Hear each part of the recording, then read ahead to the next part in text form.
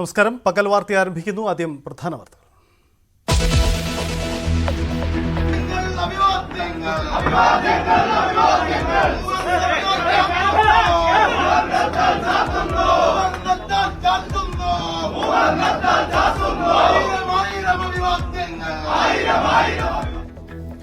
BJP വിട്ട് സന്ദീപ് വാര്യർ കോൺഗ്രസിൽ. Palakkad DCC ഓഫീസിൽ പാർട്ടിയിലേക്ക് ആനയിച്ച് സതീശനും സുധാകരനും. വെറുപ്പിന്റെ ഫാക്ടറിയിൽ നിന്നും സ്നേഹത്തിന്റെ കടയിലേക്കെന്ന് സന്ദീപ്. എല്ലായ്പ്പോഴും എല്ലാ ദിവസവും രാവിലെ എണീറ്റ് കഴിഞ്ഞാൽ വൈകുന്നേരം വരെ വെറുപ്പ് മാത്രം ഉൽപ്പാദിപ്പിക്കുന്ന ഫാക്ടറിയായിട്ട് നിലകൊള്ളുന്ന ഒരു സ്ഥലത്ത് നിന്ന് ഏറെക്കാലം സ്നേഹവും കരുതലുമൊക്കെ ഞാൻ പ്രതീക്ഷിച്ചു എന്നുള്ളതാണ് ഞാൻ ചെയ്ത തെറ്റ്.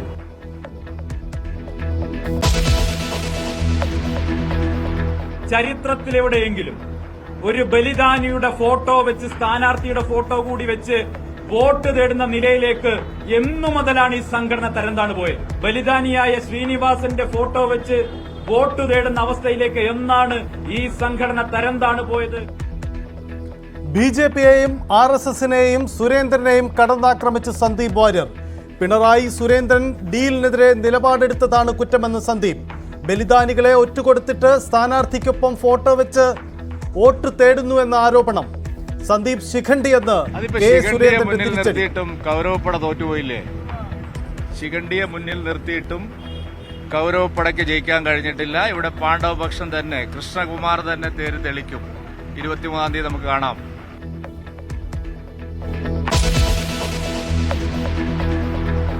അദ്ദേഹത്തിന്റെ താല്പര്യം പ്രകടിപ്പിക്കുകയും ഞങ്ങളത് സർവാത്മന ഞങ്ങളതിനെ പിന്താങ്ങുകയും ചെയ്തു. ഞങ്ങളതിനെ സ്വാഗതം ചെയ്തു. ഞാൻ പറഞ്ഞല്ലോ, വെറുപ്പിന്റെ കടവിട്ട് സ്നേഹത്തിന്റെ കടയിലേക്ക് വരുമ്പോൾ ഞങ്ങളതിനെ സ്വാഗതം ചെയ്യുന്നു. പാലക്കാട് വോട്ടെടുപ്പിന് മുമ്പ് കോൺഗ്രസ് നടത്തിയത് സർജിക്കൽ സ്ട്രൈക്ക്. നല്ല നേതാവെന്ന് CPM പ്രശംസിക്കുന്നതിനിടെ കോൺഗ്രസിലെത്തിക്കാൻ നീക്കം തുടങ്ങി. AICCയുടെ അറിവോടെ സതീശൻ നടത്തിയ ചർച്ചകൾ സന്ദീപിനെ കോൺഗ്രസിലെത്തിച്ചു. സ്നേഹത്തിന്റെ കടയിൽ എപ്പോഴും ഉണ്ടാകണമെന്ന് മുരളീധരൻ. അസംബ്ലി ഇലക്ഷൻ കഴിഞ്ഞാൽ വീണ്ടും വെറുപ്പിന്റെ കടയിലേക്ക് മെമ്പർഷിപ്പ് എടുക്കാൻ പോകുന്നത്. ഈ സ്നേഹത്തിന്റെ കടയിലെ മെമ്പർഷിപ്പ് നിലനിർത്തണം.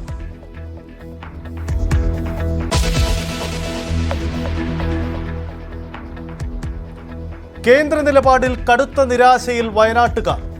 ഇതുവരെ പുനരധിവാസം ഒരു മേഖലയിൽ എത്തിച്ചില്ല. ഒരു പുനരധിവാസം ഒരു വീട് മാത്രമല്ല, അവരെന്തോ തൊഴിൽ, ജോലി, കൂലി, ഇങ്ങനെ ഇതുമായി ബന്ധപ്പെട്ടു ഒരു അടിസ്ഥാനമായി ബന്ധപ്പെട്ട ഒരു കാര്യങ്ങൾ ഇതുവരെ ചെയ്യാൻ പറ്റില്ല. എങ്ങും അതിജീവനം സാധ്യമാകുമോ എന്ന ആശങ്ക. കോടതി ഇടപെട്ട് കേന്ദ്രത്തെ തിരുത്തുമെന്ന് പ്രതീക്ഷ.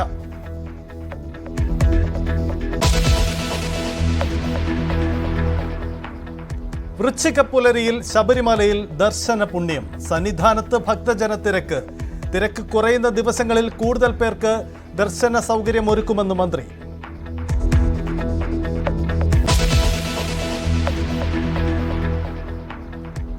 അമരൻ സിനിമ പ്രദർശിപ്പിക്കുന്ന തിയേറ്ററിന് നേരെ പെട്രോൾ ബോംബ് ആക്രമണം. തിരുനെൽവേലിയിൽ നടന്ന ആക്രമണത്തിന്റെ CCTV ദൃശ്യങ്ങൾ പുറത്ത്. സംഭവം മുസ്ലിങ്ങളെയും കാശ്മീരിനെയും ചിത്രം മോശമായി ചിത്രീകരിക്കുന്നുവെന്ന വിവാദത്തിനിടെ.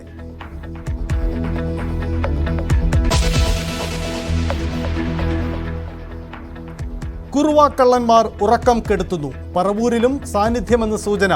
അന്വേഷിക്കാൻ 10-അംഗ സംഘം. കുറുവാക്കള്ളന്മാരുടെ കൊള്ളയും രീതികളും അന്വേഷിച്ച് News 18ന്റെ പ്രത്യേക കവറേജ്.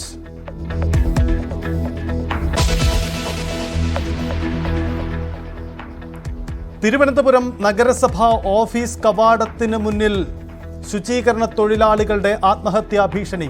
സമരം ചെയ്യുന്നവരെ സ്റ്റാൻഡിംഗ് കമ്മിറ്റി ചെയർപേഴ്സൺ ജാതീയമായി ആക്ഷേപിച്ചെന്ന് പരാതി. ഹരിതകർമ്മസേനയുടെ ഭാഗമല്ലാത്തവർ മാലിന്യം ശേഖരിക്കേണ്ടതില്ലെന്ന തീരുമാനത്തിനെതിരെ പ്രതിഷേധം തുടരുന്നു.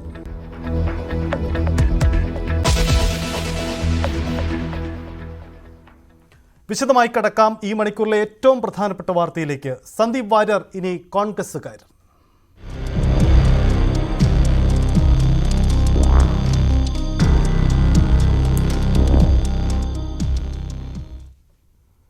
ഏറെ നാളത്തെ അതൃപ്തിക്ക് ശേഷം ബി.ജെ.പി വിട്ട സന്ദീപ് വാര്യർ കോൺഗ്രസിൽ ചേർന്നു.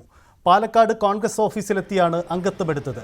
KPCC പ്രസിഡന്റ് കെ സുധാകരൻ, പ്രതിപക്ഷ നേതാവ് VD സതീശൻ എന്നിവർ സന്ദീപ് വാര്യരെ സ്വീകരിച്ചു.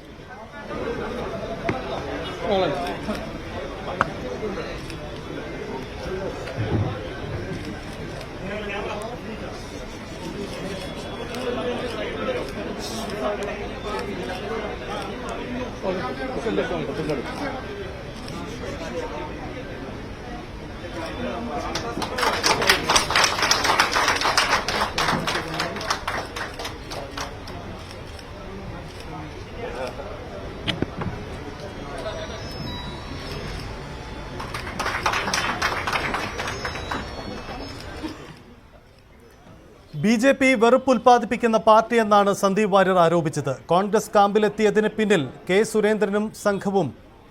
സുരേന്ദ്രനും മുഖ്യമന്ത്രിയും അഡ്ജസ്റ്റ്മെന്റ് രാഷ്ട്രീയം നടത്തുന്നു. കൊട്ടക്കരയും കരുവന്നൂരും വെച്ച് മാറുന്നു. കോൺഗ്രസ് സ്നേഹം ഉൽപ്പാദിപ്പിക്കുന്ന ഫാക്ടറിയെന്നും സന്ദീപ് വാര്യർ പറഞ്ഞു.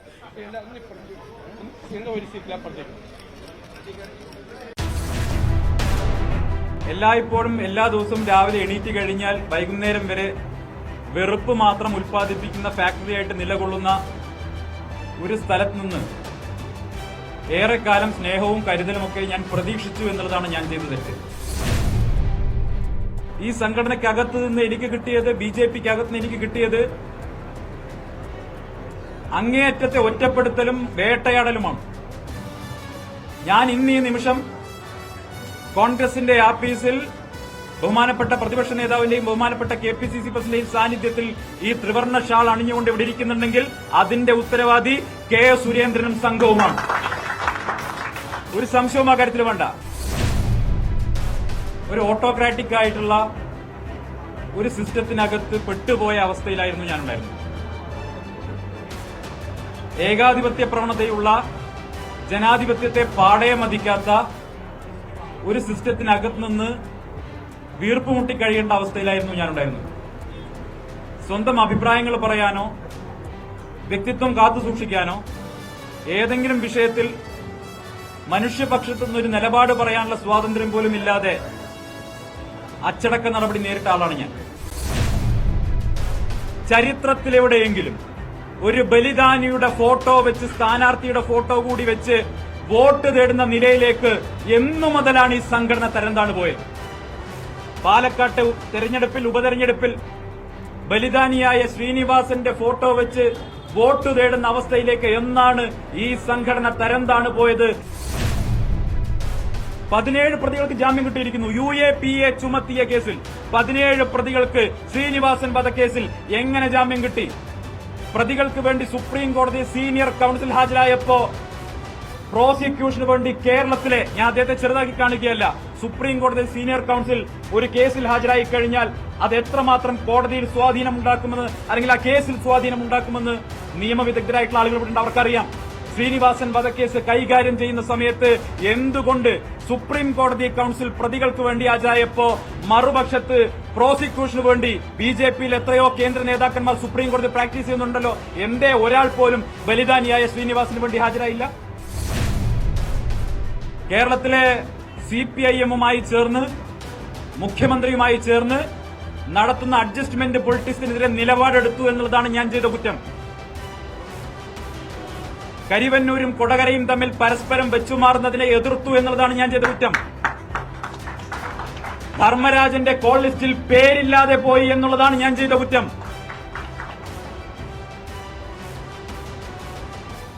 അതുകൊണ്ട് ആ കുറ്റങ്ങൾ ഒരു കുറവാണെങ്കിൽ ആ കുറവ് അംഗീകരിച്ചുകൊണ്ട് ഇനി മുതൽ സ്നേഹത്തിന്റെ കടയിൽ ഒരു മെമ്പർഷിപ്പ് എടുക്കാനാണ് ഞാൻ തീരുമാനിച്ചത്. KPCC പ്രസിഡന്റും ബഹുമാനപ്പെട്ട പ്രതിപക്ഷ നേതാവിനും കോൺഗ്രസിന്റെ അഖിലേന്ത്യാ നേതൃത്വത്തിനും ശ്രീ KC വേണുഗോപാൽ അടക്കമുള്ളവർക്കും ഹൃദയത്തിന്റെ ഭാഷയിൽ നന്ദി രേഖപ്പെടുത്തിക്കൊണ്ട് ഇനിയുള്ള കാലം ഒരു കോൺഗ്രസ് പ്രവർത്തകനായി ഉണ്ടാകും എന്ന ഉറപ്പ് നൽകിക്കൊണ്ട്, നിങ്ങളോടൊപ്പം ഉണ്ടാകുന്ന ഉറപ്പ് നൽകിക്കൊണ്ട് അവസാനിപ്പിക്കുന്നു. കോൺഗ്രസിന്റെ ആശയങ്ങൾ ഉൾക്കൊണ്ട് വർഗീയതയ്ക്കെതിരായ പ്രചരണത്തിനെതിരെ പ്രവർത്തിക്കാൻ സന്ദീപിനെ സ്വാഗതം ചെയ്യുന്നുവെന്ന് VD സതീശനും പറയും.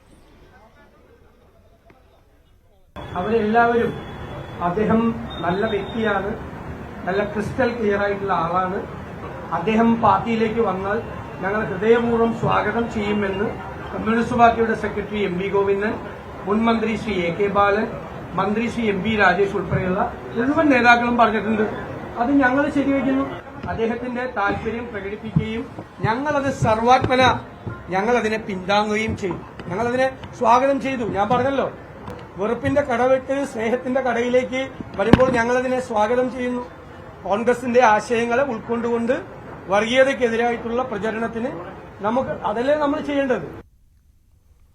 എന്നാൽ കോൺഗ്രസിലും ചില ഭിന്ന സ്വരങ്ങളുണ്ടോ എന്ന സൂചന നൽകുന്നതാണ് കെ മുരളീധരന്റെ വാക്കുകൾ. സന്ദീപ് എല്ലാ കാലത്തും സ്നേഹത്തിന്റെ കടയ്ക്കൊപ്പം ഉണ്ടാകണമെന്ന് കെ മുരളീധരൻ പറയുന്നു. സന്ദീപ് എല്ലാ പാർട്ടികളും തേടി നടന്നു, അവസാനമാണ് കോൺഗ്രസിലെത്തിയതെന്നും കെ മുരളീധരൻ പറയുന്നു.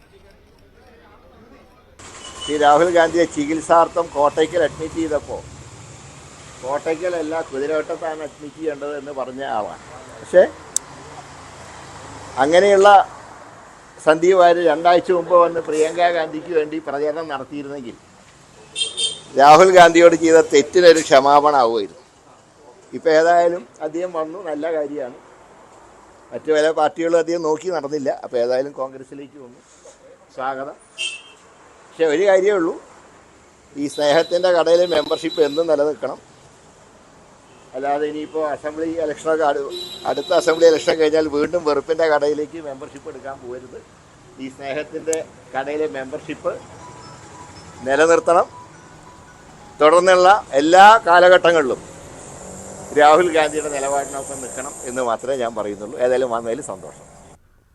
തെരഞ്ഞെടുപ്പ് കാലഘട്ടത്തിൽ കോൺഗ്രസ് വലിയ നേട്ടമായി ഉയർത്തിക്കാട്ടുകയാണ് സന്ദീപ് വാര്യരുടെ കോൺഗ്രസിലേക്കുള്ള കടന്നുവരവ്. പക്ഷേ ചില എതിർ ശബ്ദങ്ങൾ കോൺഗ്രസ് ചേരിയിലും ഉണ്ടാകുന്നു എന്നതാണ് മുരളീധരന്റെ വാക്കുകൾ സൂചിപ്പിക്കുന്നത്. വരും ദിവസങ്ങളിൽ അതെങ്ങനെ പ്രകടമാകും എന്നതും നിർണായകമാണ്. എന്തായാലും സന്ദീപിന്റെ കോൺഗ്രസിലെ ഭാവി എന്താകുമെന്ന ആശങ്ക കോൺഗ്രസ് ക്യാമ്പിൽ തന്നെ ഉയരുന്നോ എന്ന സംശയം കൂടിയുണ്ട്.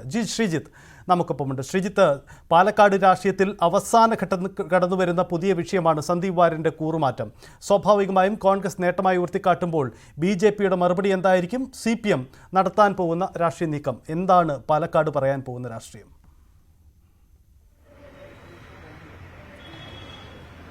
തീർച്ചയായും BJP ഇതിനകം തന്നെ മറുപടി പറഞ്ഞു. കഴിഞ്ഞ ഒരു മാസമായി BJPയുടെ മൌനവും BJPയുടെ മറുപടികളും ഒക്കെ ഉണ്ടായിരുന്നു. സന്ദീപ് വാര്യരെ തിരിച്ച് കോൺഗ്രസിലേക്ക് BJPയിലേക്ക് അവർ പ്രതീക്ഷിച്ചിരുന്നില്ല എന്നുള്ളത് അവർ കരുതിയിരുന്നതാണ്. പക്ഷേ സന്ദീപ് ഈ തെരഞ്ഞെടുപ്പ് കാലത്ത് മറ്റേതെങ്കിലും ഒരു പാർട്ടിക്കൊപ്പം ചേരും എന്ന ധാരണ അവർക്കുണ്ടായിരുന്നില്ല.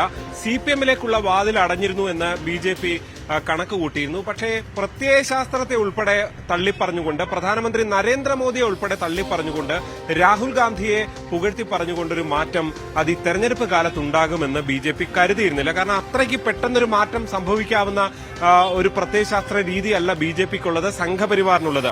സംഘം തന്നെ വീട്ടിലെത്തിയെന്ന് A. ജയകുമാർ പറഞ്ഞ അതേ RSSനെ കൂടി തള്ളിപ്പറഞ്ഞുകൊണ്ടാണ് സന്ദീപ് വാര്യർ ഇപ്പുറത്തേക്ക് പോയി എന്നുള്ളത് BJPയെ സംബന്ധിച്ച് അല്പം കൌതുകമുള്ളതാണ്. സന്ദീപ് പോകുമെന്ന് അവർ കരുതിയിരുന്നു. സന്ദീപിന് BJPയിൽ ഉണ്ടാകില്ല എന്ന് അവർ വിലയിരുത്തിയിരുന്നു. പക്ഷെ അത് ഈ നിലയിലാകുമോ എന്ന കണക്കുകൂട്ടൽ BJP ക്യാമ്പിൽ ഉണ്ടായിരുന്നില്ല. എന്തായാലും തെരഞ്ഞെടുപ്പ് ദിവസത്തിന് തൊട്ട് മുൻപ് നടത്തുന്ന ഒരു സർജിക്കൽ സ്ട്രൈക്ക് എന്ന് തന്നെ ഇതിനെ വിശേഷിപ്പിക്കണം. സജിത്ത്, തെരഞ്ഞെടുപ്പ് പ്രഖ്യാപിച്ച ഉടൻ സരിന്റെ മാറ്റമുണ്ടായിരുന്നു, അത് കോൺഗ്രസിൽ നിന്ന് അപ്പുറത്തേക്ക്. അതിനൊരു മറുപടി ഒരു പരിധിവരെ നൽകാൻ ഈ തെരഞ്ഞെടുപ്പിന് മണിക്കൂറുകൾക്ക് മാത്രം ബാക്കിയുള്ളപ്പോൾ അതിന് നൽകാൻ കഴിഞ്ഞു എന്നുള്ളതാണ് അവരുടെ ഒരു ആശ്വാസകരമായിട്ടുള്ള ഒരു കാര്യം. സജിത്ത് നേരത്തെ സൂചിപ്പിച്ച പോലെ തന്നെ കോൺഗ്രസ് ക്യാമ്പിൽ പല അഭിപ്രായ ഭിന്നതകളുണ്ട്. ഇവിടെ തന്നെ ഉള്ള പല നേതാക്കളും രഹസ്യമായി പറയുന്നുണ്ട്. സന്ദീപിന്റെ വരവിൽ വലിയ കൌതുകം പ്രകടിപ്പിക്കുന്നവരുമുണ്ട്. എന്തായാലും അതിനൊക്കെ അപ്പുറത്തേക്ക് CPMന്റെ പ്രതികരണം ഇതിലിനി പ്രധാനപ്പെട്ടതാണ്. MV ഗോവിന്ദൻ മാസ്റ്റർ പ്രതികരണം വന്നു കഴിഞ്ഞു. പക്ഷേ പ്രധാനമായും സന്ദീപിനെ സ്വാഗതം ചെയ്തവരാണ് CPM എന്നുള്ളതും വളരെ പ്രധാനപ്പെട്ടതാണ്. അല്പസമയം കൂടി കഴിഞ്ഞാൽ മന്ത്രി മുഹമ്മദ് റിയാസ് കോട്ടയത്ത് മാധ്യമങ്ങളെ കാണുന്നുണ്ട്. അങ്ങനെ CPM നേതാക്കളും സ്വാഭാവികമായും ഇതിനോട് പല പ്രതികരണങ്ങളും നടത്തുമെന്ന കാര്യത്തിൽ യാതൊരു സംശയവുമില്ല. മുഖ്യമന്ത്രി തന്നെയുണ്ട്. മുഖ്യമന്ത്രി ഇതിൽ ഇനി പ്രതികരിക്കുമോ എന്നറിയില്ല. അത്രത്തോളം ഗൌരവത്തോടെ ഇപ്പോൾ പ്രകാശ് ജാവ്ദേക്കറൊക്കെ പറയുന്നത് സന്ദീപ് അത്ര വലിയൊരു നേതാവൊന്നുമല്ല എന്ന് പറയുന്ന രീതിയിലേക്ക് CPM ആ നിലയിലേക്ക് BJPയുടെ പ്രതികരണം വന്നിരുന്നു. അതിന് സമാനമായ രീതിയിലായിരിക്കുമോ മുഖ്യമന്ത്രിയുടെ പ്രതികരണം ഉണ്ടാകുക എന്നുള്ളത് കാത്തിരുന്ന് കാണേണ്ടതാണ്. എന്തായാലും വളരെ പ്രധാനപ്പെട്ട ഒരു രാഷ്ട്രീയ നീക്കമാണ് തെരഞ്ഞെടുപ്പ് കാലത്ത്. ഇതെങ്ങനെ വലിയ ഗുണമാകുമെന്ന് അല്പസമയം മുമ്പ് സംസാരിച്ചപ്പോൾ KPCC അധ്യക്ഷൻ K. സുധാകരനൊപ്പം തന്നെ പ്രതിപക്ഷ നേതാവ് VD സതീശനൊക്കെ പറഞ്ഞിരുന്നു. സന്ദീപിന് ഒരുപാട് ബന്ധുബലം പാലക്കാടുണ്ട്, അതും ഗുണമാകും. എന്തായാലും പരിപൂർണമായും BJPക്കെതിരെ പറഞ്ഞുകൊണ്ടാണ്, വ്യക്തിപരമായ കാരണങ്ങളാണ് അദ്ദേഹം ചൂണ്ടിക്കാണിച്ചിരുന്നത് തുടക്കത്തിൽ. പക്ഷേ അതിനപ്പുറത്തേക്ക് പ്രത്യയശാസ്ത്രപരമായി തന്നെ തള്ളിപ്പറയുകയാണ് സന്ദീപ് ചെയ്തത്. അതാണ് ശ്രീജിത്ത് സൂചിപ്പിച്ചതാണ് സാഹചര്യം. നേരത്തെ CPM-ഉം സന്ദീപ് വാര്യരെ സ്വാഗതം ചെയ്തു എന്നതുകൊണ്ട് തന്നെ ഇക്കാര്യത്തിൽ എന്ത് നിലപാടെടുക്കുന്നുവെന്ന ആശയക്കുഴപ്പം CPM-ലുമുണ്ട് എന്ന് നമുക്ക് പ്രതീക്ഷിക്കാം. അതേസമയം BJP കടുത്ത നീക്കമാണ് സന്ദീപ് വാര്യർക്കെതിരെ നടത്തുന്നത്. സന്ദീപ് വാര്യർ ശിഖണ്ഡി എന്ന പരാമർശമാണ് കെ സുരേന്ദ്രൻ നടത്തിയത്. ശിഖണ്ഡിയെ മുന്നിൽ നിർത്തി തെരഞ്ഞെടുപ്പ് നേരിടാമെന്ന് VD സതീശൻ വ്യാമോഹിക്കേണ്ട. ഈ തെരഞ്ഞെടുപ്പ് കഴിഞ്ഞാൽ പ്രതിപക്ഷ നേതാവ് സ്ഥാനം VD സതീശൻ രാജിവെക്കേണ്ടി വരും. സന്ദീപ് വാര്യരുടെ കോൺഗ്രസ് പ്രവേശം ഈ തെരഞ്ഞെടുപ്പിൽ ഒരു ചലനവും ഉണ്ടാക്കില്ല എന്നും സുരേന്ദ്രൻ പറയുന്നു. VD സതീശനും സുധാകരനും എല്ലാ ആശംസകളും എന്നതാണ് സുരേന്ദ്രൻ നടത്തിയ വിമർശനം. ബലിദാനികളുടെ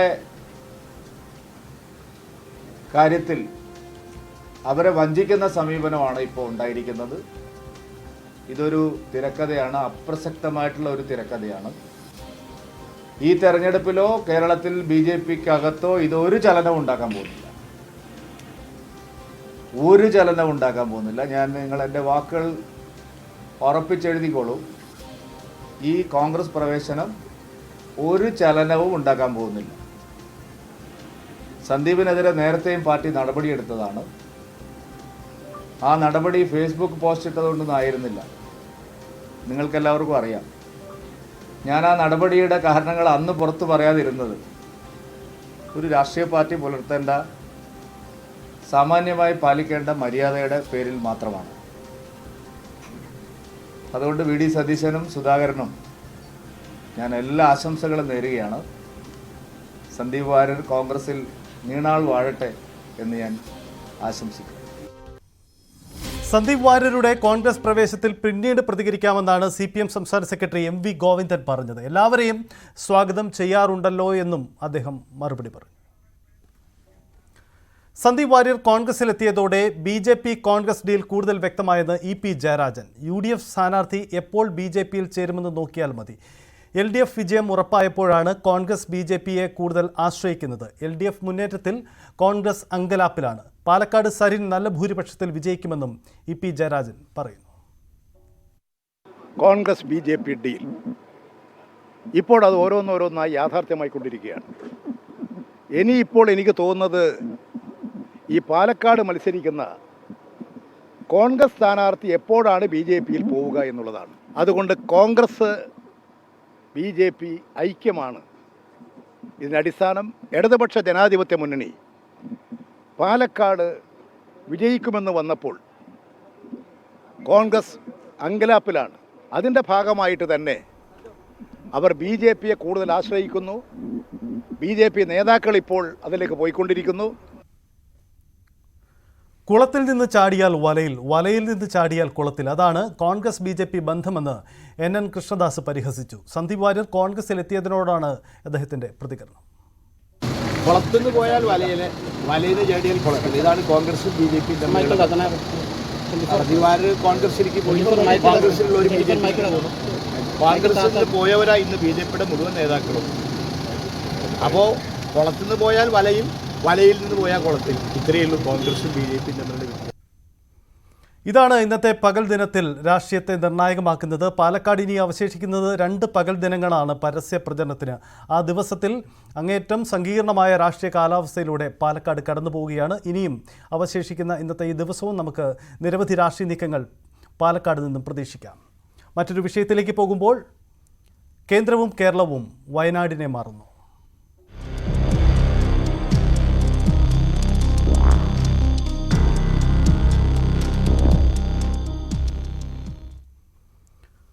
ചൂരൽമല ഉരുൾപൊട്ടൽ ദേശീയ ദുരന്തമായി പ്രഖ്യാപിക്കാനാകില്ല എന്ന കേന്ദ്ര നിലപാട് കടുത്ത നിരാശയാണ് വയനാടിന് നൽകുന്നത്.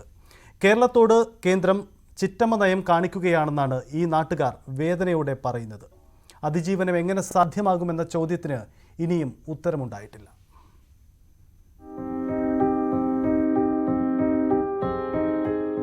ദുരന്തം തകർത്ത ചൂരൽമല ഇന്നൊരു നിശബ്ദ ഗ്രാമമാണ്. പോലീസിന്റെ കർശന നിയന്ത്രണങ്ങൾ മറികടന്നു വേണം ഇവിടേക്കെത്താൻ. ഇന്നിവിടെയുള്ളത് ഈ ചെറിയ 2 ചായക്കടകൾ മാത്രം. പുഴയോട് ചേർന്നുള്ള കെട്ടിടങ്ങൾ ഭൂരിഭാഗവും നശിച്ചിട്ടുണ്ട്. റോഡിന്റെ മറുവശത്തുള്ള കെട്ടിടങ്ങൾക്ക് തുറന്നു പ്രവർത്തിക്കാൻ അനുവാദവുമില്ല. നമ്മളൊക്കെ ഒരുപാട് കാലം കച്ചവടം ചെയ്ത് ഇവിടുത്തെ കുറച്ച് വ്യാപാരികൾ അവർ ലോണായിട്ടും മറ്റേതൊക്കെ ആയിട്ട് എടുത്ത് ചെയ്യുന്ന ഓരോ സംരംഭങ്ങൾ, അതുപോലെ ഇവിടുത്തെ നാട്ടിലെ ചെറുപ്പക്കാർ ഹോം സ്റ്റേ ഒക്കെ ആയിട്ട് അവർക്ക് ഓരോ ജീവിത മാർഗ്ഗങ്ങളാണ്. ഇതിന്റെ പിന്നിലൊന്നും ഒരു മാഫിയകളോ അങ്ങനെ ഒന്നുമില്ല. അപ്പൊ ഇതിന് നമ്മൾ എവിടെയെങ്കിലുമൊക്കെ പോയിട്ട് ഒരു അപേക്ഷ അല്ലെങ്കിൽ ഏതെങ്കിലും ഉദ്യോഗസ്ഥരെ കാണുമ്പോൾ ഇതിന്റെ പിന്നിലൊക്കെ വലിയ മാഫിയകളാണ്, ഇത് തുറക്കരുത്, അല്ലെങ്കിൽ ഇങ്ങനെ ഇനി ഈ നാടെ പാടെ ഒഴിവായി പോകണം എന്നുള്ള ഒരു ചർച്ചകളൊക്കെയാണ് പിന്നിൽ വരുന്നത്. വിവിധ തൊഴിൽ മേഖലകളിലായി നൂറുകണക്കിന് ആളുകൾ ജോലി ചെയ്തിരുന്ന ഇവിടെ നിന്നും ഇന്ന് പങ്കുവെക്കാനുള്ളത് ഉപജീവനത്തിനായി പൊരുത്തുന്നതിന്റെ പ്രതിസന്ധികൾ മാത്രം. ഇപ്പോൾ ടൗണിലെ അവസ്ഥ തന്നെ നിങ്ങൾ കണ്ടല്ലോ, ഒരു കടകൾ വരെ തുറക്കാൻ കഴിയുന്നില്ല. ഗവൺമെൻറ് കൃത്യമായിട്ടൊരു നോംസോ അതിൻ്റെ പോളിസി നമ്മളോട് പറഞ്ഞു തരുന്നില്ല. കടകൾക്ക് കറണ്ട് വേണം, ടൂറിസം മേഖല എങ്ങനെ മുന്നോട്ട് വേണം, ടാക്സിയുടെ ഉപജീവന മാർഗ്ഗം വേണം, പ്ലാന്റേഷനിലെ തൊഴിലാളി ഏരിയയിൽ മുന്നോട്ട് വേണം. എല്ലാ മേഖലയിലും പ്രതിസന്ധിയാണ്. നമ്മളെ പട്ടമല ഗ്ലാസ് ബ്രിഡ്ജ് അതിലാണ് വർക്ക് ചെയ്തുകൊണ്ടിരുന്നത്. ഇപ്പോൾ ഇവിടെ ക്ലോസ് ആയതുകൊണ്ട് അങ്ങോട്ട് ടൂറിസ്റ്റൊക്കെ അടഞ്ഞു കിടക്കുകയാണല്ലോ. അതുകൊണ്ട് ഇപ്പോൾ നമുക്ക് ആ ജീവിതമാർഗം ആ ഒരു ടാക്സി ഫീൽഡായിരുന്നു. ഇപ്പോൾ അതില്ലാതായിട്ട് മാസങ്ങളായി. ഇപ്പോൾ പൊട്ടിയെന്ന് മുതൽ ഇന്ന് വരെ ഒരു ജോലിയില്ല. ഈ നാടിനെ അടയാളപ്പെടുത്തിയിരുന്ന സ്കൂൾ ഇന്ന് ഇവർക്ക് വേദനിപ്പിക്കുന്ന ഒരോർമ്മയാണ്. ഞങ്ങൾക്ക് വേണ്ടതിപ്പോൾ ഞങ്ങളുടെ മക്കൾക്ക് പഠിക്കാനുള്ളൊരു സ്കൂൾ നിർബന്ധമായിട്ട് വേണം. അത് 1 മുതൽ 12 വരെയുള്ളൊരു സ്കൂളാണ്. +1 +2 ഒക്കെ ഉണ്ടായ ഒരു സ്കൂൾ അവിടെ ഈ വിദ്യാലയത്തിൽ ഉണ്ടായതാണ്. കേന്ദ്രം കേരളത്തോട് കാണിക്കുന്നത് ചിറ്റമ്മ നയമാണ്. ദുരന്തമുഖത്ത് പ്രധാനമന്ത്രി നരേന്ദ്രമോദി വന്നപ്പോൾ പ്രതീക്ഷ ഏറെയുണ്ടായിരുന്നു. എന്നാൽ അതെല്ലാം വെറുതെയായി എന്ന് ബോധ്യപ്പെടുത്തുന്നതാണ് പുതിയ സംഭവവികാസങ്ങൾ. ഒരു ദുരന്തമുണ്ടായാൽ അടിയന്തര ധനസഹായം അനുവദിക്കാൻ ഒരു കണക്കും ബാധകമല്ല. ത്രിപുരയിലടക്കം ഹിമാചലിലടക്കം ഈ കണക്കൊന്നും ബാധകമല്ലാതെയാണ് കേന്ദ്ര സർക്കാരിന്റെ അടിയന്തര ധനസഹായം പ്രഖ്യാപിച്ചത്. ആ ഒരു നിലപാട് പോലും കേരളത്തോട് കാണിച്ചില്ല. ഏതാണ്ട് 40 ലക്ഷം രൂപയാണ് പ്രധാനമന്ത്രി വയനാട് സന്ദർശിക്കുന്നതിന് വേണ്ടി ഈ സംസ്ഥാനം ചെലവഴിച്ചത് എന്നാണ് പറയുന്നത്. അത്രയും വലിയൊരു തുക ചെലവഴിച്ച് പ്രധാനമന്ത്രി ഇവിടെ വന്നു പോയിട്ട് ഈ നാടിന് എന്ത് ഗുണമാണ് ഉണ്ടായത് എന്നുള്ളത് ഒരു ഗൗരവമുള്ള വിഷയമാണല്ലോ. ചൊവ്വാഴ്ച UDF ആഹ്വാനം ചെയ്ത ഹർത്താൽ ഈ നാടിന്റെ പ്രതിഷേധം രേഖപ്പെടുത്തുന്നതാണ്. മുണ്ടക്കൈ ദുരന്തത്തിന്റെ ആഴവും പരപ്പും ജനങ്ങളുടെ ദുരിതവും പ്രധാനമന്ത്രി നേരിൽ വന്നു കണ്ട് മനസ്സിലാക്കിയതാണ്. എന്നിട്ടും ഈ ദുരന്തത്തിൽ നിന്നും നാടിന് കരകയറാനുള്ള സഹായം കേന്ദ്രം നൽകിയില്ലെങ്കിൽ പ്രധാനമന്ത്രിയുടേത് വെറും കാഴ്ച കാണാനുള്ള സന്ദർശനമായി കാലം വിലയിരുത്തും. അഖിലോട്ട് പറക്കൊപ്പം CV അനുമോദ്, ന്യൂസ് 18. വയനാടിന് ഒരു ഘട്ടത്തിലും കേന്ദ്ര സഹായം ലഭിച്ചില്ലെന്ന് മന്ത്രി കെ രാജൻ പറയുന്നു. SDRF ഫണ്ട് വയനാട്ടിൽ ചെലവഴിക്കാൻ കേന്ദ്രം രേഖാമൂലം ഉത്തരവിട്ടാൽ ചെലവഴിക്കാമെന്ന് മന്ത്രി രാജൻ അദ്ദേഹം പറയുന്നു. SDRFന്റെ കാൽക്കുലേഷനുകൾക്കനുസരിച്ച് കൊടുക്കാനുള്ള അനുവാദമുണ്ട് എന്നിരിക്കെ SDRFിൽ പണം നൽകിയിട്ടുണ്ട് എന്ന് തെറ്റിദ്ധരിപ്പിക്കുന്നത് ഗുണകരമായൊരു കാര്യമല്ല എന്ന് മാത്രമല്ല ജനാധിപത്യ സംവിധാനത്തിൽ അത് ഭൂഷണമായ കാര്യമല്ല. ഞാൻ അങ്ങനെയാണെങ്കിൽ ചോദിക്കട്ടെ, ഇപ്പോൾ കേരളത്തിൽ SDRFിൽ ഇരിക്കുന്ന പണമെടുത്ത് SDRFിൻ്റെ മാനദണ്ഡങ്ങൾ മറികടന്ന് ചൂരൽ മലയിലെ ദുരന്തബാധിതർക്ക് വേണ്ടി ചെലവഴിക്കാം എന്ന് രേഖാമൂലം ഒരു ഉത്തരവ് നൽകാൻ കേന്ദ്രത്തിന് പറ്റുമോ? എന്നാൽ പ്രയാസമില്ല. ഇപ്പോൾ SDRFിൽ പണമുണ്ടെന്ന് വാദിക്കുന്ന മന്ത്രിമാർ ആ പണം ഉപയോഗിച്ച് ചൂരൽ മലയിലെ ദുരന്തമനുഭവിക്കുന്നവരെ പുനരധിവസിപ്പിക്കാനോ അവരുടെ നഷ്ടം നികത്താനോ അവർക്കുണ്ടായ പ്രതിസന്ധിയെ മറികടക്കാനോ ചെലവഴിക്കാം എന്ന് രേഖാമൂലം കേരളത്തിനൊരു മറുപടി തന്നാൽ പിന്നെ പ്രയാസം ഉണ്ടാകില്ല. ആദ്യഘട്ടത്തിൽ അവരുടെ ഇടപെടൽ അങ്ങനെയാകും എന്ന വിധത്തിൽ നമുക്ക് കാണാൻ കഴിയും. അപ്പോൾ അതാണ് യാഥാർത്ഥ്യം. ഒരു ജനാധിപത്യ രാജ്യത്ത് കേരളം അർഹിക്കുന്നതാണിത്. ഏതെങ്കിലും വിധത്തിലുള്ള ഔദാര്യത്തെക്കുറിച്ചല്ല കേരളം പറയുന്നത്, കേരളം അർഹിക്കുന്നതാണിത്. വയനാട് ദുരന്തം ഏത് കാറ്റഗറിയിൽ ഉൾപ്പെടുത്തിയാലും കേന്ദ്രം സഹായിക്കണമെന്ന് CPM സംസ്ഥാന സെക്രട്ടറി MV ഗോവിന്ദൻ. സംസ്ഥാനത്തിന്റെ പരിമിതിയിൽ നിന്ന് പുനരധിവാസം പൂർത്തിയാക്കുമെന്ന് തന്നെ ചെയ്യും. രാഷ്ട്രീയം കാരണമാണ് കേരളത്തോടുള്ള അമർഷമെന്നും MV ഗോവിന്ദൻ പറയുന്നു. ഒരു ദേശീയ ദുരന്തമായി അംഗീകരിച്ച് ആവശ്യമായ സാമ്പത്തിക സഹായം നൽകണം എന്നാണ് കേരളം ആവശ്യപ്പെട്ടിരുന്നത്. അതിപ്പോൾ ദേശീയ ദുരന്തമായിട്ട് അംഗീകരിക്കാനാവില്ല എന്ന് കേന്ദ്രം പറഞ്ഞിരിക്കുകയാണ്. ഏത് കാറ്റഗറിയിൽ ഉൾപ്പെടുത്തിയാലും ദുരിതാശ്വാസ പ്രവർത്തനത്തിനും അതുപോലെ തന്നെ പുനരധിവാസത്തിനും ആവശ്യമായ അവരുടെ കടം എഴുതിത്തള്ളുന്നത് ഉൾപ്പെടെയുള്ള കാര്യങ്ങൾക്ക് വേണ്ടി കേന്ദ്രം സഹായിക്കണം എന്ന് അന്നു മുതലേ ആവശ്യപ്പെട്ട, കേരളം ഒറ്റക്കെട്ടായി ആവശ്യപ്പെട്ട കാര്യമാണ്. അത് അംഗീകരിക്കാൻ തയ്യാറില്ല എന്ന് മാത്രമല്ല 3 മാസമായിട്ടും ഒരു നയാ പൈസ കേരളത്തിലെ ഈ ദുരന്തം, ഈ വയനാട് ദുരന്തത്തിൻ്റെ ഭാഗമായിട്ട് സഹായമായിട്ട് അനുവദിച്ചില്ല എന്നുള്ള ഏറ്റവും ശക്തിയായ കേരളത്തിൻ്റെ പ്രതിഷേധമാണ് യഥാർത്ഥത്തിൽ വരാൻ പോകുന്ന ദിവസങ്ങളിൽ അവിടെ നടക്കാൻ പോകുന്ന വലിയ പ്രതിഷേധം. കേരളം മുഴുവൻ പ്രതിഷേധത്തിൽ തന്നെയാണ്. കേന്ദ്രം എന്തായാലും നൽകിയിരുന്ന ഉറപ്പായി. സംസ്ഥാനം എങ്ങനെ ഈ ഒരു പ്രതിസന്ധി മറികടക്കും? അവരെ പുനരധിവാസം അടക്കമുള്ള കാര്യങ്ങൾ വേണ്ടേ? അല്ല, പുനരധിവാസം ഉൾപ്പെടെയുള്ള കാര്യങ്ങൾക്ക് ഗവൺമെൻറ് കേരളത്തിൻ്റെ പരിധിക്കകത്തു നിന്നുകൊണ്ട് പുനരധിവാസം ശക്തിയായി കൈകാര്യം ചെയ്യാൻ തന്നെയാണ് ഉദ്ദേശിക്കുന്നത്. കാരണം കേരളത്തിനകത്തും പുറത്തുമുള്ള നിരവധി ആളുകൾ ഒരുപാട് സഹായങ്ങൾ നൽകാം എന്ന് പറഞ്ഞിട്ടുണ്ട്, വാഗ്ദാനം ചെയ്തിട്ടുണ്ട്. ആ വാഗ്ദാനം ഉൾപ്പെടെ എല്ലാം ചേർത്തുകൊണ്ട് നമുക്ക് ഫലപ്രദമായിട്ട് പുനരധിവാസം ലോകമാതൃകയിൽ കൈകാര്യം ചെയ്യാൻ സാധിക്കണമെന്ന് തന്നെയാണ് ഗവൺമെൻറ് തീരുമാനിച്ചിട്ടുള്ളത്. എം വി ഗോവിന്ദന്റെ ഈ ആക്ഷേപത്തിന് BJP മറുപടി നൽകുന്നുണ്ട്. കേരള സർക്കാരിന്റെ പിടിപ്പുകേട് മൂടിവെക്കാനാണ് കേന്ദ്ര അവഗണന എന്ന പ്രചരണമെന്നാണ് കെ സുരേന്ദ്രൻ പറയുന്നത്. വയനാടിന് ഒന്നും കൊടുത്തില്ല എന്ന് ആരാണ് പറഞ്ഞതെന്നും സുരേന്ദ്രൻ ചോദിക്കുന്നു. വെറുതെ നുണ പറയുന്നതിന് നിങ്ങൾ എന്തിനാണ് കൂട്ടുനിൽക്കുന്നത്? ഒരു പൈസ കൊടുത്തില്ലെന്ന് ആര് പറഞ്ഞു? 1000 ചില്ലുവാനം കോടി രൂപ സംസ്ഥാന ഗവൺമെന്റിന്റെ കയ്യിലുണ്ട്. അറ്റ്ലീസ്റ്റ് ഹൈക്കോടതിയിൽ അവർ കൊടുത്ത സത്യവാങ്മൂലം, നിങ്ങൾക്ക് അവിടെ നിന്ന് എന്തെങ്കിലും സഹായം കിട്ടുന്നുണ്ടെങ്കിൽ നിങ്ങൾ ഇങ്ങനെ ചോദിക്കരുത്. അറ്റ്ലീസ്റ്റ് കേരള ഹൈക്കോടതിയിൽ LDF കൊടുത്ത സത്യവാങ്മൂലം നിങ്ങളൊന്ന് വായിച്ചു നോക്കണം. ഞാൻ ചോദിക്കട്ടെ, ഇത്രയും വലിയൊരു ആയുധമായിരുന്നെങ്കിൽ മിനിമം സാമാന്യ മര്യാദ ലോക്സഭാ തെരഞ്ഞെടുപ്പിൽ ഇത് എന്തുകൊണ്ട് ഉന്നയിച്ചില്ല? ഇതിന്റെ ഉദ്ദേശം വളരെ വ്യക്തമാണ്. അത് മനസ്സിലാക്കിയിട്ട് തന്നെയാണ് ഞങ്ങൾ പോകുന്നത്. ഇത് 20-ാം തീയതി വരെ ഇവർ പറഞ്ഞുകൊണ്ടേയിരിക്കും. നാടിനെ നടുക്കിയ വയനാട് ദുരന്തം നടന്നിട്ട് 105-ാം ദിവസമാണ് നമ്മൾ ഈ പിടിപ്പുകേടിന്റെ കഥ ചർച്ച ചെയ്തത്. വയനാട്ടുകാരെ ഒപ്പം നിർത്താൻ ആദ്യം കാട്ടിയ ആർജവത്തിനൊപ്പം നിൽക്കാൻ എല്ലാവരും ഒത്തു നിൽക്കണം. സർക്കാരുകൾ അതിൽ മാതൃക കാട്ടേണ്ടതുണ്ട്. മാറി നിൽക്കാനാവില്ല. എന്തായാലും കേരളത്തോടുള്ള അവഗണനയ്ക്കെതിരെ ശബ്ദമുയർത്താൻ ന്യൂസ് 18 അണിചേരുകയാണ്. വരും ദിവസങ്ങളിൽ വയനാട്ടുകാരുടെ വേദനയ്ക്കൊപ്പം കേരളം നേരിടുന്ന അവഗണനയ്ക്കെതിരെ ശക്തമായ നിലപാടെടുത്തുകൊണ്ട് ന്യൂസ് 18 ഞങ്ങളുടെ മാധ്യമ ദൗത്യവുമായി ഒപ്പമുണ്ടാകും.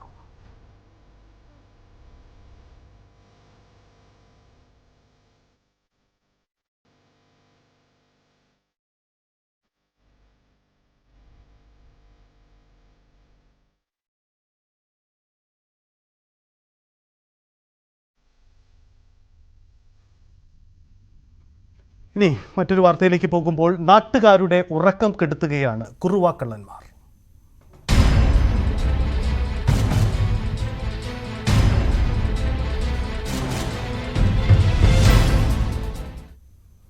ഏതിരുട്ടിലും ഒളിച്ചിരുന്ന് വീടുകളിൽ കയറി പണവും സ്വർണവും മോഷ്ടിക്കുന്ന, എതിർക്കാൻ ശ്രമിക്കുന്നവരുടെ ജീവനെടുക്കാൻ പോലും മടിയില്ലാത്ത അക്രമകാരികളായ മോഷ്ടാക്കളാണ് കുറുവാ സംഘം. അർദ്ധനഗ്നരായി മുഖം മറച്ച് ശരീരമാസകലം എണ്ണ തേച്ചെത്തുന്ന സംഘം മലയാളിക്കെന്നും പേടി സ്വപ്നമാണ്. ആലപ്പുഴയിലും തുടർന്ന് എറണാകുളത്തും ഭീതി പരത്തി ജനങ്ങളെ ഉറക്കം കെടുത്തിയ മോഷണത്തിന് പിന്നിൽ കുറുവാ സംഘമാകാമെന്നാണ് പ്രാഥമിക നിഗമനം. കുറുവാ സംഘത്തെക്കുറിച്ച് അന്വേഷിക്കാൻ ഡിവൈഎസ്പിയുടെ നേതൃത്വത്തിൽ 10 അംഗ സംഘത്തെ രൂപീകരിച്ചിട്ടുണ്ട്.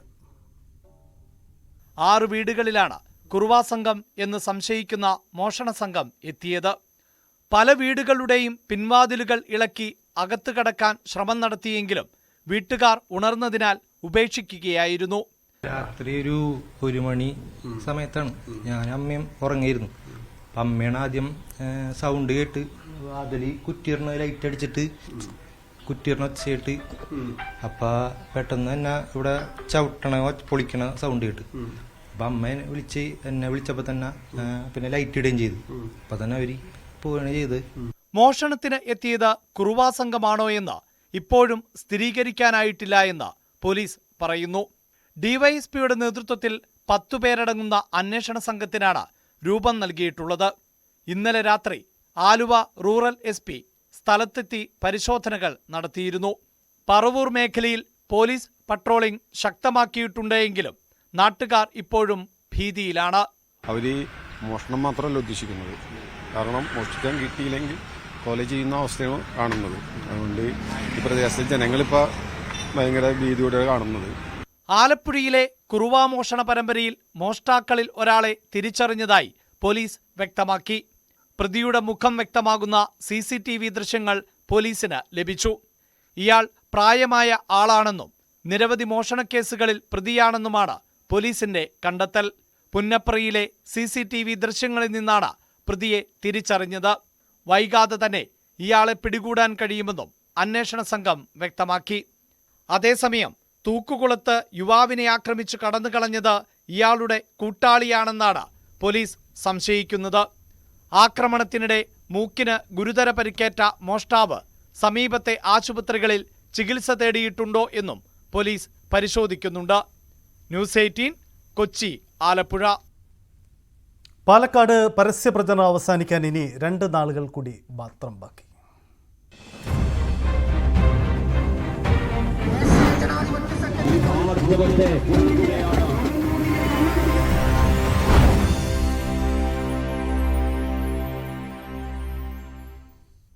വയനാടിനോട് കേന്ദ്ര സർക്കാർ കാട്ടുന്ന അവഗണന പാലക്കാട് രാഷ്ട്രീയത്തിലും ചർച്ചയാവുകയാണ്.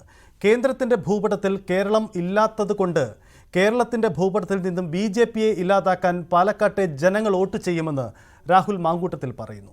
മുഖ്യമന്ത്രി വരുന്നത് കൊണ്ട് ഭരണവിരുദ്ധ വികാരമോർത്ത് ജനം തനിക്ക് വോട്ട് ചെയ്യും. ഇരട്ട വോട്ട് ചേർക്കുന്നതിലും LDFലും BJPയും തമ്മിൽ ധാരണയുണ്ടെന്നും രാഹുൽ ആരോപിക്കുന്നു. രാവിലെ തന്നെ രാഹുൽ മാങ്കൂട്ടത്തിൽ പ്രചരണത്തിലാണ്. കൊച്ചുകുട്ടികൾ അടക്കമുള്ളവർ എത്തി രാഹുലിനോട് സംസാരിക്കുന്ന കാഴ്ചയാണ് നമുക്ക് കാണാൻ സാധിക്കുന്നത്. എന്തായാലും രാഹുലിനെ സ്വീകരിക്കുകയാണ് അവർ. രാഹുൽ, ഈ അവസാന ദിവസങ്ങളിൽ എന്താണ് പ്രധാനമായും ജനങ്ങളോട് പറയുന്ന വിഷയം എന്താണ്? ഒന്ന്, ജനങ്ങളോട് പറയുന്നത് കേന്ദ്ര സംസ്ഥാന സർക്കാരുകൾ ജനങ്ങളോട് കാണിച്ചുകൊണ്ടിരിക്കുന്ന ദ്രോഹം, അതാണ് ഏറ്റവും പ്രധാനപ്പെട്ട കാര്യം. ഇപ്പൊ ഏറ്റവും ഒടുവിൽ ഇവിടെ രണ്ടാമത് നിൽക്കുന്നത് BJP ആണല്ലോ. BJP ആയിട്ടാണ് നമ്മുടെ പ്രധാനപ്പെട്ട മത്സരം. ആ BJP വോട്ട് പിടിക്കുന്നത് കേന്ദ്ര സർക്കാരിനെ പറഞ്ഞുകൊണ്ടാണ്.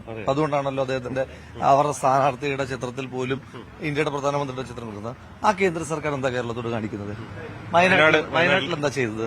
വയനാട് പോലെ സമാനതകളില്ലാത്തൊരു ദുരന്തം ഉണ്ടായിട്ട് ഇപ്പം അങ്ങയുടെ ഓർമ്മയിലോ എന്റെ തലമുറയുടെ ഓർമ്മയിലോ അതിനു മുന്നത്തെ തലമുറയുടെ ഓർമ്മയിലോ ഒന്നുമില്ലാത്ത സമാനതകളില്ലാത്തൊരു ദുരന്തം ഉണ്ടാകുമ്പോൾ പോലും അതിനകത്ത് രാഷ്ട്രീയം നോക്കുകയാണ്. BJPയുടെ വികസന ക്ഷേമ ഭൂപടത്തിൽ കേരളമില്ല. തിരിച്ച് കേരളത്തിന്റെ ഭൂപടത്തിൽ BJP ഇല്ലാതിരിക്കാനുള്ള പണി പാലക്കാട് ചെയ്യും. ഈ ഇരട്ട വോട്ട് ആരോപണം ഫലത്തിൽ സരിൻ തള്ളിക്കളയുന്നു, പ്രതിപക്ഷ നേതാവിനെ തിരിച്ച് വെല്ലുവിളിക്കുന്ന സാഹചര്യമൊക്കെ ഉണ്ട്. അതിനോട് എന്താണ് മറുപടി? ഞാൻ ഈ ഇരട്ട വോട്ടിനെ കാണുന്നത്, ഞങ്ങൾ ഒക്ടോബറിൽ കൊടുത്തിട്ടുള്ള പരാതിയാണ്. വ്യാപകമായി ഇരട്ട വോട്ടുകൾ ചേർത്തിട്ടുണ്ട്, വ്യാജമായ വോട്ടുകൾ ചേർത്തിട്ടുണ്ട്. ഞാനത് ഏതെങ്കിലും ഒരു വ്യക്തിയുടേത് മാത്രമായിട്ടല്ല പറയുന്നത്. ഞാൻ പറയുന്ന മാസമായി BJPയും CPMും മലമ്പുഴയിൽ നിന്നും കോങ്ങാട് നിന്നും വോട്ട് ചേർത്തിട്ടുണ്ട്. ഏതെങ്കിലും ഒരു വ്യക്തിയുടെ മാത്രമല്ല. ഇപ്പൊ BJP ജില്ലാ പ്രസിഡന്റ് 2 വോട്ട് ചേർത്തിട്ടുണ്ട്. അദ്ദേഹത്തിന് 2 വോട്ടുണ്ട്. നിയമപരമായിട്ട് നിലനിൽക്കുന്ന വിഷയമല്ല. ഞാൻ ചോദിക്കുന്നത് BJP ജില്ലാ പ്രസിഡന്റ് പോലും അങ്ങനെ ചേർക്കുന്ന തരത്തിലേക്ക് ഗുരുതരമായിട്ടുള്ളൊരു ഒരു തെരഞ്ഞെടുപ്പ് അട്ടിമറി ശ്രമം ഇവിടെ നടന്നിട്ടുണ്ട്. പാലക്കാട് അതിന് മറുപടി കൊടുക്കും. ഇരട്ട വോട്ട് കോൺഗ്രസിനെതിരെ അവർ ആരോപണമായിട്ട് പറയുന്നുണ്ട്. കോൺഗ്രസ് എങ്ങനെ ചേർക്കാൻ കഴിയുക? നിങ്ങൾ തന്നെ പറയൂ. അതായത് തെരഞ്ഞെടുപ്പ് വോട്ടർ പട്ടികയിൽ പേര് ചേർക്കുന്ന പ്രക്രിയക്കകത്ത് എവിടെയാണ് കോൺഗ്രസിന്റെ ഒരു ഗവർണൻസ് ഉള്ളത്? നിങ്ങൾ തന്നെ ആലോചിച്ചു. ഇത് ചെയ്യണമെന്ന് വിചാരിച്ചാൽ ഇതിന്റെ താഴെത്തട്ടുള്ള ഉദ്യോഗസ്ഥന്മാർ, ഇത് പരിശോധിക്കുന്ന ഉദ്യോഗസ്ഥന്മാർ മുഴുവൻ സ്റ്റേറ്റ് ഗവൺമെന്റ് കീഴിലുള്ള ആളുകളാണ്. ഇനി ഇതിനെ മോണിറ്റർ ചെയ്യുന്ന അതോറിറ്റി ജില്ലാ ഭരണകൂടമാണ്. അതിനു മുകളിൽ സ്റ്റേറ്റ് ഇലക്ഷൻ കമ്മീഷനാണ്. അതിനു മുകളിൽ സെൻട്രൽ ഇലക്ഷൻ കമ്മീഷനാണ്. ഇതിലേത് പ്രക്രിയയിലാണ് കോൺഗ്രസിന് ഇത് ചേർക്കാൻ കഴിയുക? അപ്പൊ വെറുതെ വ്യാജമായി പറയരുത്. ഈ ആരോപണമാണ് വ്യാജം. ഞങ്ങൾ ഒക്ടോബറിൽ പരാതി കൊടുക്കുകയും ഞങ്ങൾ ഇതുമായി ബന്ധപ്പെട്ട് സമരം നടത്തുകയൊക്കെ ചെയ്തിട്ടുള്ള ആളുകളാണ്. തൃശൂരിൽ ആലത്തൂർ നിയോജകമണ്ഡലത്തിൽ നിന്ന് വ്യാപകമായി വോട്ട് ചേർത്തു എന്ന ഗുരുതരമായ ആരോപണം ഉണ്ടായ സ്ഥിതിക്ക് ഞങ്ങളിതിനെ വളരെ ഗൌരവത്തിൽ തന്നെയാണ് സമീപിച്ചത്. പക്ഷെ CPM BJP എനിക്ക് മനസ്സിലാകാത്ത ഇതിനകത്തും ധാരണയാണ്. പരസ്പര ധാരണയോട് കൂടിയിട്ട് 2 കൂട്ടരുടെയും അത്തരത്തിലുള്ള വ്യാജമായ വോട്ടുകളെല്ലാം ചേർത്ത് കൊടുത്തു. അത് ഗുരുതരമായിട്ടുള്ള ഒരു ക്രൈമാണ്, ഇലക്ഷൻ ക്രൈമാണ്. മുഖ്യമന്ത്രി പ്രചരണത്തിനെത്താണ് ഇന്നും നാളെയൊക്കെ. അദ്ദേഹം പ്രചരണത്തിനെത്തുന്നത് എനിക്ക് വളരെ ഗുണമാണ്. കേരളത്തിന്റെ മുഖ്യമന്ത്രി സത്യത്തിൽ പ്രചരണത്തിനെത്തുന്ന UDF ക്യാമ്പിന് ഗുണമാണ്. കാരണം ഏതെങ്കിലും ഒരു ഭരണവിരുദ്ധ കാര്യം ജനം മറന്നുപോയിട്ടുണ്ടെങ്കിൽ ഓർമ്മപ്പെടുത്താൻ മുഖ്യമന്ത്രിയുടെ ഓരോ സഹായകമാകും. എന്തായാലും അതാണ് രാഹുൽ പറയുന്നത്. രാഹുൽ വലിയ ആത്മവിശ്വാസത്തിലാണ്. മുഖ്യമന്ത്രിയുടെ പ്രചരണം അടക്കം ഗുണമാണ് എന്ന് പറഞ്ഞുകൊണ്ടാണ് രാഹുൽ അവസാനിപ്പിക്കുകയും ചെയ്യുന്നത്. ഭരണവിരുദ്ധ വികാരത്തിലേക്ക് ചർച്ചകൾ കൊണ്ടുവരാൻ അതുവഴി കഴിയുമെന്നും രാഹുൽ പറയുകയാണ്. പ്രശാന്ത് മംഗലശ്ശേരിക്കൊപ്പം G ശ്രീജിത്ത്, ന്യൂസ് 18 പാലക്കാട്. ഇന്ന് മുഖ്യമന്ത്രിയും പാലക്കാട്ടെ പ്രചരണ രംഗത്തുണ്ട്. സരിൻ ഇടതുമുന്നണിയുടെ സ്ഥാനാർത്ഥിയായതിൽ കോൺഗ്രസും BJPയും അങ്കലാപ്പിലെന്നാണ് മുഖ്യമന്ത്രി പറയുന്നത്. 2 കൂട്ടരും നിക്ഷിപ്ത താൽപര്യങ്ങൾ വെച്ചുകൊണ്ടാണ് മത്സരിക്കുന്നതെന്നും പിണറായി വിജയൻ ആരോപിച്ചു. ഡോക്ടർ സരിൻ ഇടതുപക്ഷത്തോടൊപ്പം ചേർന്ന് LDFന്റെ ഭാഗമായി മാറുന്നതിന് തീരുമാനിച്ചപ്പോൾ ആ ഉണർവും ഉന്മേഷവും വലിയ തോതിൽ ഇരട്ടിച്ചു എന്നതാണ് കാണാൻ നമുക്ക് സാധിക്കുക. ഇത് വല്ലാത്തൊരു അങ്കലാപ്പ് എതിർ ക്യാമ്പുകളിൽ സൃഷ്ടിക്കപ്പെട്ടിരിക്കുന്നു എന്നത് ആരും മനസ്സിലാകുന്ന തരത്തിൽ വ്യക്തമായി കഴിഞ്ഞിരിക്കുകയാണ്. അത്തരമൊരു അങ്കലാപ്പ് സ്വാഭാവികമാണ്. ഇവിടെ കോൺഗ്രസും BJPയും രണ്ടു കൂട്ടരും ഈ അങ്കലാപ്പിൻ്റെ ഭാഗമായി എല്ലാ തെറ്റായ വഴികളും സ്വീകരിച്ച് തെരഞ്ഞെടുപ്പിനെ നേരിടുകയാണ്. വ്യാജ വോട്ടുകൾക്കെതിരെ നടപടിയെടുക്കുമെന്നതാണ് CPMന്റെ നീക്കം. വ്യാജ വോട്ടുകൾ തടയുമെന്ന് MV ഗോവിന്ദൻ പറയുന്നു. ബൂത്തുകൾക്ക് മുന്നിൽ എഴുതി വയ്ക്കും, സാമൂഹ്യ മാധ്യമങ്ങളിലും പ്രചരിപ്പിക്കും. അങ്ങനെ വരുമ്പോൾ നാണമുള്ളവർ വോട്ട് ചെയ്യാൻ എത്തുമോ എന്ന് MV ഗോവിന്ദൻ ചോദിക്കുന്നു. ബൂത്തിനുള്ളിലും ചലഞ്ച് ചെയ്യുമെന്നും MV ഗോവിന്ദൻ പറഞ്ഞു. അതെല്ലാം മുൻകൂട്ടി തീരുമാനിച്ച് ആരാണ് ഈ വോട്ടെല്ലാം ശേഖരിച്ച് കൊണ്ടുവന്ന് വെച്ചിട്ടുള്ളത് എന്നുള്ളത് മനസ്സിലാക്കി കഴിഞ്ഞാൽ ഓരോ പോളിംഗ് ബൂത്തിൻ്റെയും മുമ്പിൽ കൃത്യമായിട്ട് അടയാളപ്പെടുത്തും ആരൊക്കെ ഇവിടെ കള്ള വോട്ട് ചെയ്യാൻ വരുമെന്ന്. പക്ഷേ പോളിംഗ് ബൂത്തുകളിൽ പേരുകളൊക്കെ എഴുതി വെച്ചാൽ ആളുകൾ വോട്ട് ചെയ്യാൻ വരാതിരിക്കുമോ? ഈ കാരണം അങ്ങനെ ചേർത്തവരെ എഴുതി വെക്കൽ മാത്രമല്ലല്ലോ, ഒരു ജനകീയമായ ഒരു പ്രതിരോധമല്ലേ അതിന്റെ ഭാഗമായിട്ട് വരുന്നത്. നാണം മാനമുള്ളവരാരും വന്ന് വോട്ട് ചെയ്യുമോ?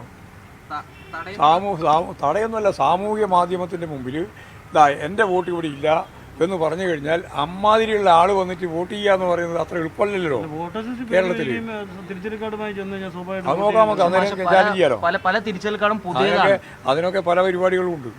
അതുകൊണ്ട് ഇലക്ഷന്റെ സംവിധാനത്തിന്റെ ഭാഗമായിട്ട് അങ്ങനെ വരുന്ന വോട്ടിനെ ചാലഞ്ച് ചെയ്യാൻ പറ്റും. അപ്പോൾ ചാലഞ്ച് ചെയ്ത വോട്ടായി മാത്രമേ ഇത് ചെയ്യാൻ പറ്റുള്ളൂ എന്ന് ഇലക്ഷൻ കമ്മീഷന്റെ വക്താക്കൾ തന്നെ പറഞ്ഞിട്ടുണ്ട്.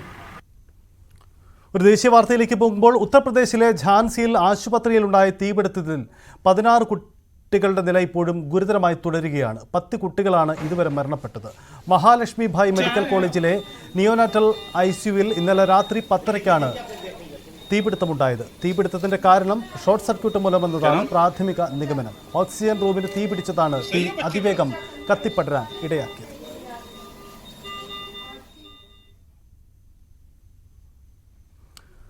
പിറന്നു വീണ ഉടനെ തന്നെ വെന്തു മരിക്കേണ്ടി വന്ന 10 പിഞ്ചു കുരുന്നുകൾ.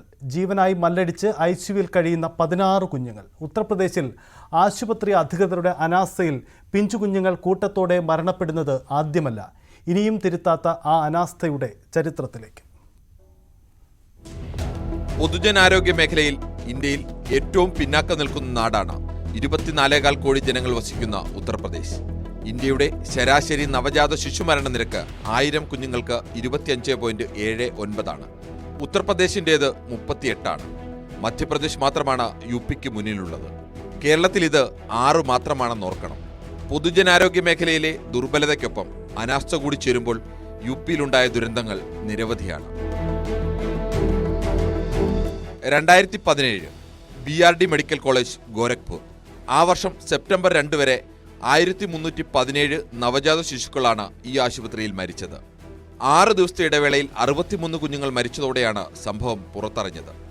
ഓക്സിജൻ കിട്ടാതെയായിരുന്നു ഭൂരിപക്ഷം കുഞ്ഞുങ്ങളുടെയും മരണം. പണം കൊടുക്കാത്തതിനാൽ ആശുപത്രിയിലേക്കുള്ള ഓക്സിജൻ സപ്ലൈ നിർത്തിയിരുന്നു. ഇത് പുനഃസ്ഥാപിക്കാൻ മുഖ്യമന്ത്രി യോഗി ആദിത്യനാഥിനോടക്കം ആവശ്യപ്പെട്ടിട്ടും ഒന്നും നടന്നില്ല. 2017 ഫറൂഖാബാദ് ജില്ലാ ആശുപത്രി. സമാനമായ ശിശുമരണങ്ങൾ അവിടെയും ഉണ്ടായി. ഒരു മാസം 49 കുഞ്ഞുങ്ങളാണ് മരിച്ചത്. ഓക്സിജൻ കിട്ടാത്തത് തന്നെയായിരുന്നു ഇവിടെയും പ്രധാന വില്ലൻ. 2017 റാം മനോഹർ ലോഹ്യ ജില്ലാ ആശുപത്രി. ഒരു മാസത്തിൽ 19 മരണം. അവിടെയും പ്രധാന മരണകാരണം ഓക്സിജൻ നൽകാൻ കഴിയാത്തതായിരുന്നു. ലോകത്തിനു മുന്നിൽ ഇന്ത്യ തലകുനിച്ചു നിന്ന നാണക്കേടായിരുന്നു ഗോരഖ്പൂരിലെ കുഞ്ഞുങ്ങളുടെ കൂട്ടമരണം. ഇപ്പോഴത്തെ പോലെ അന്നും മുഖ്യമന്ത്രി യോഗി ആദിത്യനാഥ് അന്വേഷണം പ്രഖ്യാപിച്ചു. പക്ഷേ കുറ്റവാളികൾക്കെതിരെയല്ല, സ്വന്തം നിലയിൽ ഓക്സിജൻ സിലിണ്ടർ എത്തിക്കാൻ ശ്രമിച്ച ഡോക്ടർ കഫീൽ ഖാൻ അടക്കമുള്ളവർക്കെതിരെയാണ് നടപടിയുണ്ടായതെന്ന വിമർശനവും ശക്തമാണ്. National desk, news 18. തമിഴ്നാട്ടിലേക്ക് പോകുമ്പോൾ അമരൻ സിനിമ പ്രദർശിപ്പിക്കുന്ന തിയേറ്ററിന് നേരെ പെട്രോൾ ബോംബ് ആക്രമണം. തമിഴ്നാട്ടിലെ തിരുനെൽവേലിയിലെ അലങ്കാർ തിയേറ്ററിന് നേരെയായിരുന്നു ആക്രമണമുണ്ടായത്. മുസ്ലിങ്ങളെയും കാശ്മീരിനെയും ചിത്രത്തിൽ മോശമായി ചിത്രീകരിക്കുന്നുവെന്ന വിവാദത്തിനിടെയാണ് അക്രമം നടന്നത്. ബൈക്കിലെത്തിയ 2 പേരാണ് പെട്രോൾ ബോംബ് എറിഞ്ഞത്. തിയേറ്ററിന് നാശമോ ആളപായമോ ഉണ്ടായിട്ടില്ല.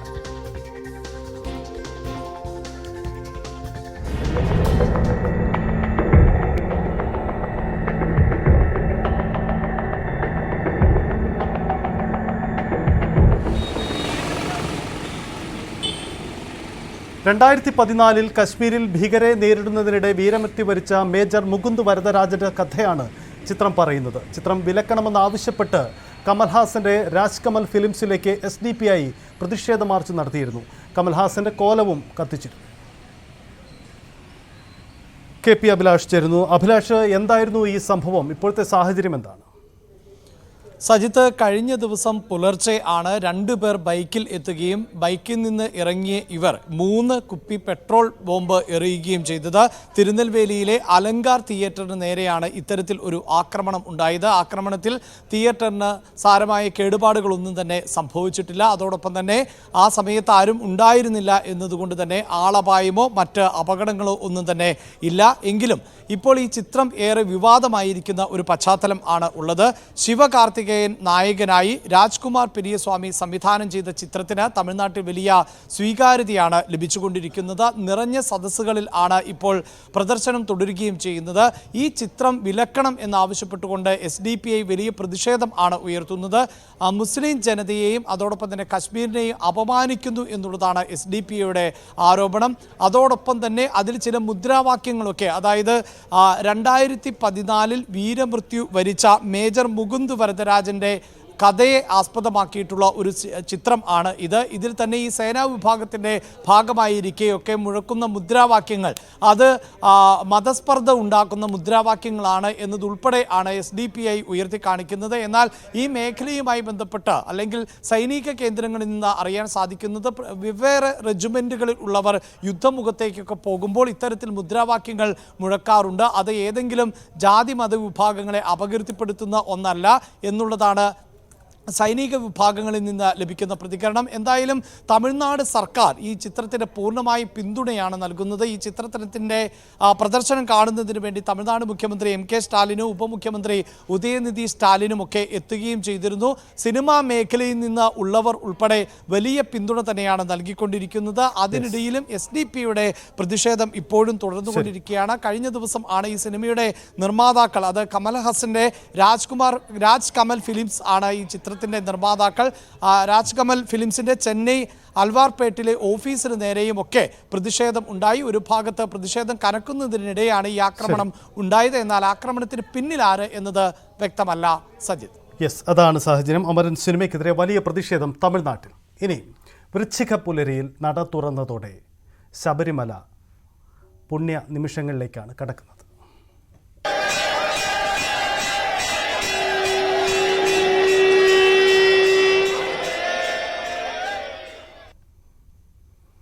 വൃശ്ചിക പുലരിയിൽ നട തുറന്നതോടെ ശബരിമല സന്നിധാനത്ത് ഭക്തജനത്തിരക്കേറി. ഉച്ചയ്ക്ക് 1 മണിക്ക് നടയടച്ചപ്പോൾ 40,000-ഓളം പേരാണ് പമ്പയിൽ നിന്ന് സന്നിധാനത്തേക്ക് പുറപ്പെട്ടത്. ഇനി 3 മണിക്ക് വീണ്ടും നട തുറക്കും. രാത്രി 11 മണി വരെയാണ് ദർശനമുള്ളത്. തിരക്ക് കുറയുന്ന ദിവസങ്ങളിൽ കൂടുതൽ പേർക്ക് ദർശന സൗകര്യം ഒരുക്കുമെന്ന കാര്യം പരിഗണിക്കാമെന്ന് ദേവസ്വം മന്ത്രി VN വാസവൻ പറഞ്ഞു.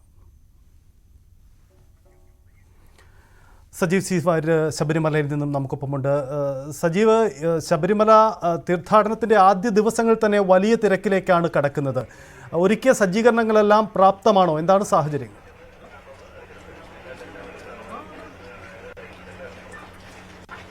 സജിത്ത്, ഇന്ന് രാവിലെ തന്നെ അവലോകന യോഗം ചേർന്നിരുന്നു. ഉന്നത ഉദ്യോഗസ്ഥരുടെ അവലോകന യോഗത്തിൽ മന്ത്രിയാണ് നേതൃത്വം നൽകിയത്.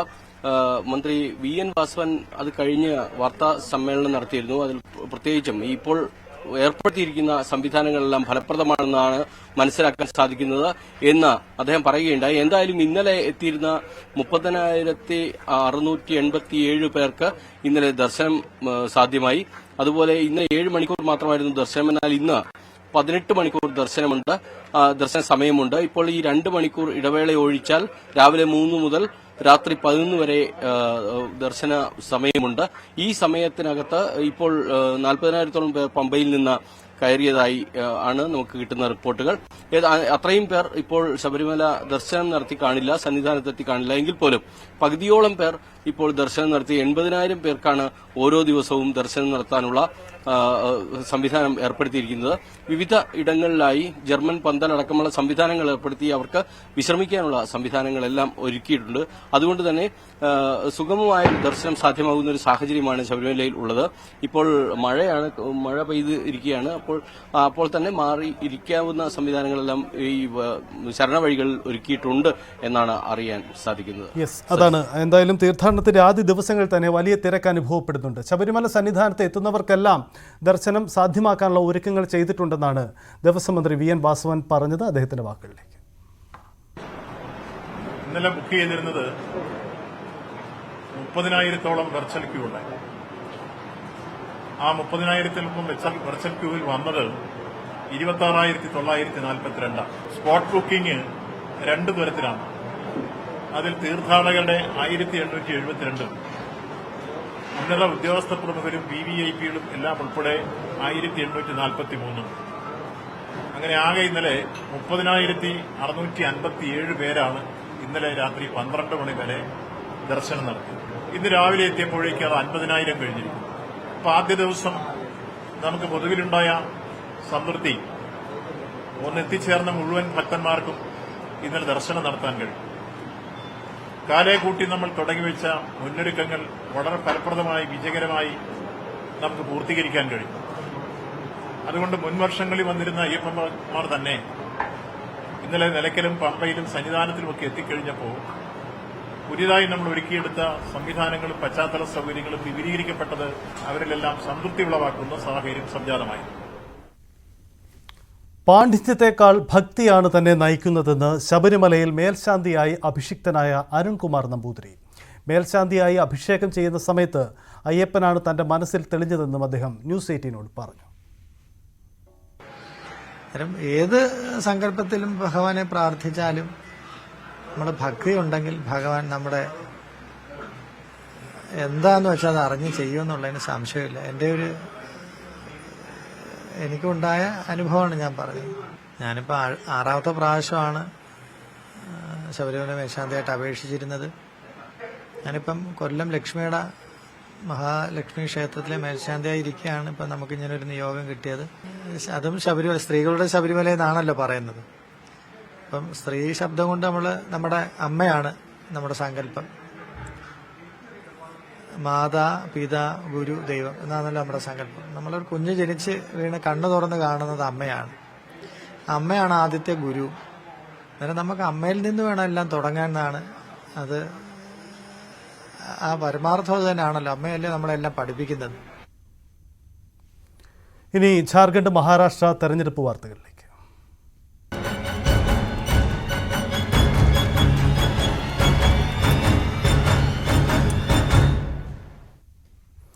തെരഞ്ഞെടുപ്പ് പ്രചരണത്തിന് ജാർഖണ്ഡിലെത്തിയ രാഹുൽ ഗാന്ധിയുടെ ഹെലികോപ്റ്ററിന് അനുമതി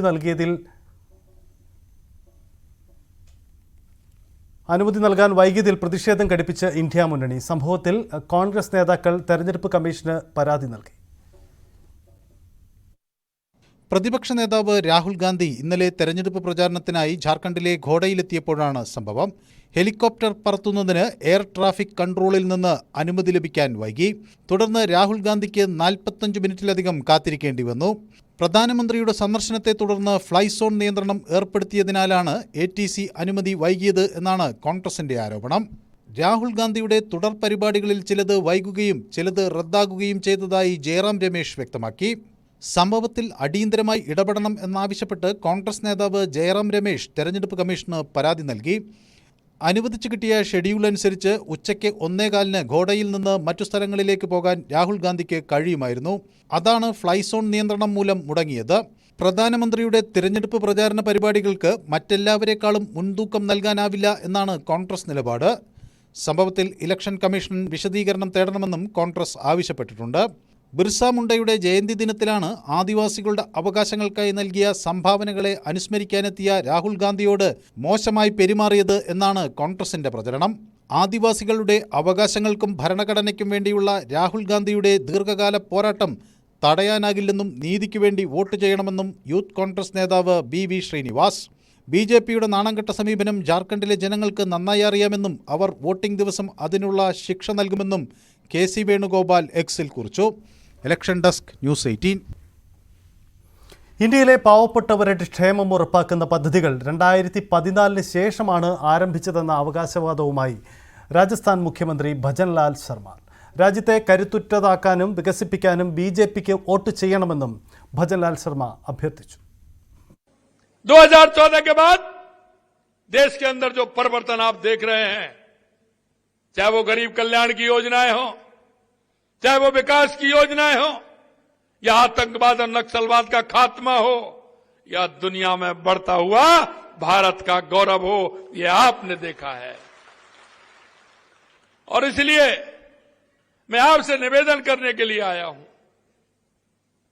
आप सभी पुणे में भी रहते हैं और शहरों में भी हमारे प्रवासी भाई रहते हैं. मित्रों, मैं आपसे इतना ही निवेदन करने के लिए आया हूं. आप अपने फोन से अपने रिश्तेदार, अपने मिलने वाले, यहां के आपके जो व्यापारी, किस व्यापार के साथ साथ में जो यहां के लोग आपके संपर्क में आए, उनसे कहिए कि इस देश को मजबूत बनाना है, महाराष्ट्र को मजबूत बनाना है और हमारे देश को विकसित भारत बनाना है. മഹാരാഷ്ട്രയിൽ 165 മുതൽ 170 വരെ സീറ്റുകൾ നേടി മഹാവികാസ് അഘാഡി സർക്കാർ അധികാരത്തിൽ വരുമെന്ന് കർണാടക ഉപമുഖ്യമന്ത്രി DK ശിവകുമാർ. കോൺഗ്രസ് ഗ്യാരണ്ടികൾ നടപ്പാക്കാനുള്ളതാണെന്ന് ജനങ്ങൾക്ക് അറിയാമെന്നും ശിവകുമാർ അവകാശപ്പെട്ടു. We will going to win more than 165 to 170 seats. Mahagadi is going to form the government. They have confused the people that we have not implemented our guarantee, but we have given an advertisement, we have convinced the people, we have made a press conference. Now people know that we have implemented all this program. Karnataka has set a model. Thiruvananthapuram നഗരസഭാ കവാടത്തിന് മുകളിൽ കയറി ശുചീകരണ തൊഴിലാളികളുടെ ആത്മഹത്യാ ഭീഷണി. 4 തൊഴിലാളികളാണ് പ്രതിഷേധിച്ചത്. നീണ്ട പരിശ്രമത്തിനൊടുവിൽ police ഇവരെ അനുനയിപ്പിച്ച് താഴെ ഇറക്കിയെങ്കിലും പ്രതിഷേധം തുടരാനാണ് ശുചീകരണ തൊഴിലാളികളുടെ തീരുമാനം. കഴിഞ്ഞ ദിവസം ലേബർ കമ്മീഷണറുമായി നടത്തിയ ചർച്ച പരാജയപ്പെട്ട സാഹചര്യത്തിലാണ് പ്രതിഷേധക്കാർ സമരം കടുപ്പിക്കുന്നത്.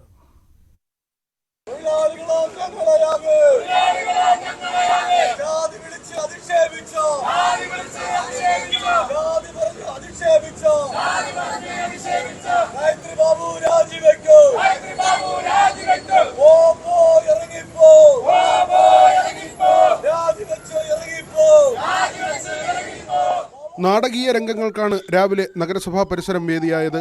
42 ദിവസമായി നഗരസഭാ കവാടത്തിന് മുന്നിൽ പ്രതിഷേധം തുടർന്നുവരുന്ന ശുചീകരണ തൊഴിലാളികൾ ആത്മഹത്യാ ഭീഷണിയുമായി കവാടത്തിന് മുകളിൽ കയറി. 4 തൊഴിലാളികളാണ് പെട്രോൾ നിറച്ച കുപ്പികളുമായി കവാടത്തിന് മുകളിൽ ഇരിപ്പുറപ്പിച്ചത്.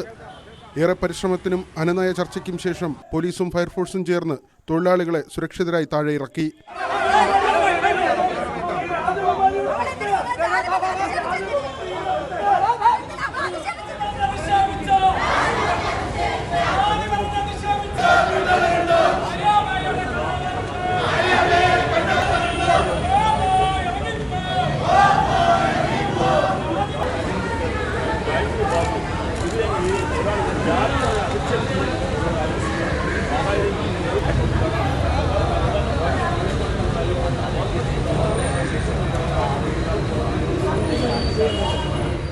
സമരക്കാരെ അറസ്റ്റ് ചെയ്ത് നീക്കാൻ ശ്രമിക്കുന്നതിനിടെ അത് തടഞ്ഞ് വീണ്ടും തൊഴിലാളികളുടെ പ്രതിഷേധം.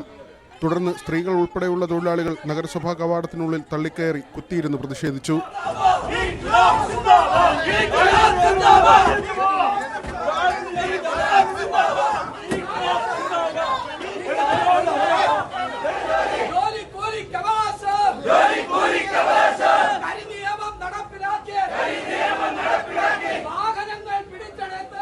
ഹരിതകർമ്മസേനയുടെ ഭാഗമാക്കാമെന്ന് വാഗ്ദാനം നൽകിയെങ്കിലും തൊഴിലാളികൾ വഴങ്ങുന്നില്ലെന്ന് ആരോഗ്യ standing committee chairperson Gayathri Babu പറഞ്ഞു.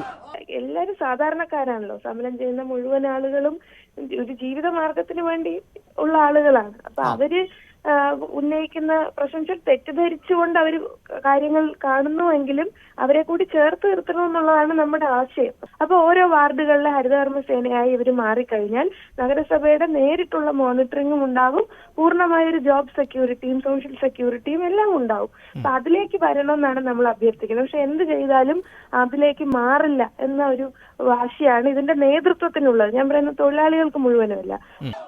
അറസ്റ്റ് ചെയ്തവരെ 1 മണിക്കൂറിനുള്ളിൽ വിട്ടയക്കാമെന്ന് പോലീസ് ഉറപ്പുകൊടുത്തു. കഴിഞ്ഞ ദിവസം നടന്ന ചർച്ചയിൽ ഗായത്രി ബാബു ജാതീയമായി അധിക്ഷേപിച്ചുവെന്ന ആരോപണം ശുചീകരണ തൊഴിലാളികൾ ഉയർത്തുന്നു. വാഹനങ്ങൾ പിടിച്ചെടുക്കുന്നത് അവസാനിപ്പിക്കുന്നതുവരെ സമരം തുടരാനാണ് തൊഴിലാളികളുടെ തീരുമാനം. ന്യൂസ് 18 തിരുവനന്തപുരം. കോഴിക്കോട് ചേവായൂർ ബാങ്ക് തെരഞ്ഞെടുപ്പിൽ വ്യാപകമായ ക്രമക്കേടെന്ന് MK രാഘവൻ MP. മെമ്പർമാർ വോട്ട് ചെയ്യാൻ എത്തുന്നതിന് മുമ്പേ വോട്ട് ചെയ്യപ്പെട്ടു. ബാങ്കുമായി യാതൊരു ബന്ധമില്ലാത്തവർ മനഃപൂർവ്വം സംഘർഷം സൃഷ്ടിക്കാൻ ശ്രമിക്കുന്നു. കൺമുൻപിൽ ക്രമക്കേട് നടന്നിട്ടും പോലീസ് നിഷ്ക്രിയരായി നിൽക്കുന്നുവെന്നും MK രാഘവൻ ആരോപിച്ചു. സർവീസ് സഹകരണ ബാങ്കിൽ ഇന്ന് നടക്കുന്ന ഭരണസമിതി തെരഞ്ഞെടുപ്പിൽ CPM വ്യാപകമായ അക്രമങ്ങൾ അടിച്ചുവിട്ടുകൊണ്ടിരിക്കുകയാണ്. 7ഓളം ജീപ്പുകൾ, വോട്ട് ചെയ്യാൻ വേണ്ടി വരുന്ന വോട്ടർമാർ ഉപയോഗിച്ചിട്ടുള്ള 7ഓളം ജീപ്പുകൾ വഴിയിൽ വെച്ച് ആക്രമിക്കപ്പെടുന്നു. ജീപ്പ് തല്ലി തകർക്കുന്നു.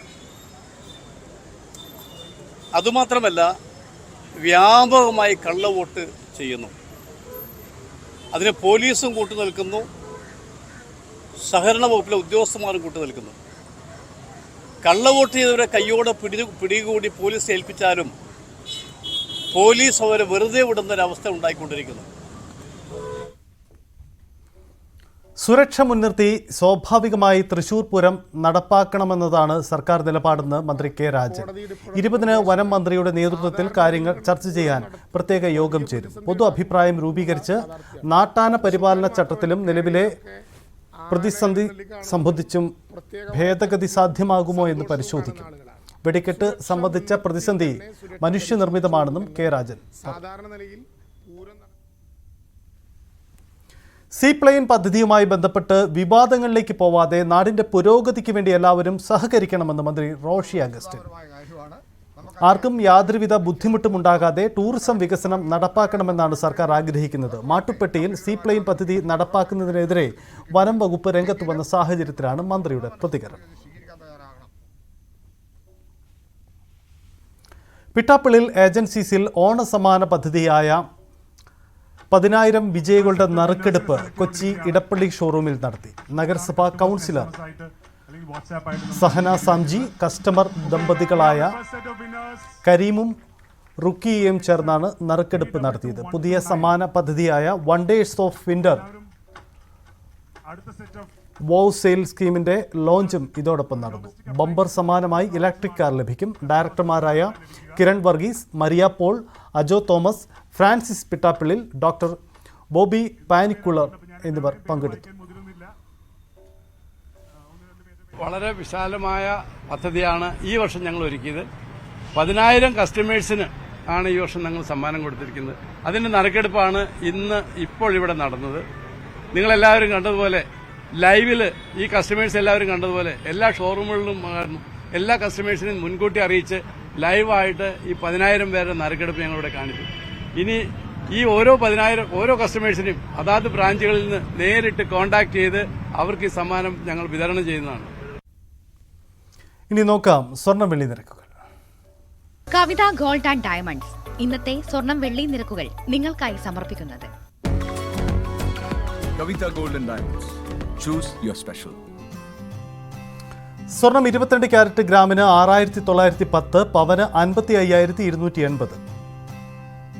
18 ക്യാരറ്റ് സ്വർണത്തിന് ഗ്രാമിന് 5,720, പവന് 45,760. വെള്ളി ഗ്രാമിന് 96 രൂപ, കിലോഗ്രാമിന് 96,000 രൂപ. കവിത ഗോൾഡ് ആൻഡ് ഡയമണ്ട്സ് ഇന്നത്തെ സ്വർണം വെള്ളി നിരക്കുകൾ നിങ്ങൾക്കായി സമർപ്പിക്കുന്നത് Kavitha gold and diamonds. Choose your special. പകൽ വാർത്ത പൂർണ്ണമാവുന്നു. ഇനി സ്പോട്ട് ലൈവ് ആണ്. ടോം കുര്യാക്കോസ് ചേരും.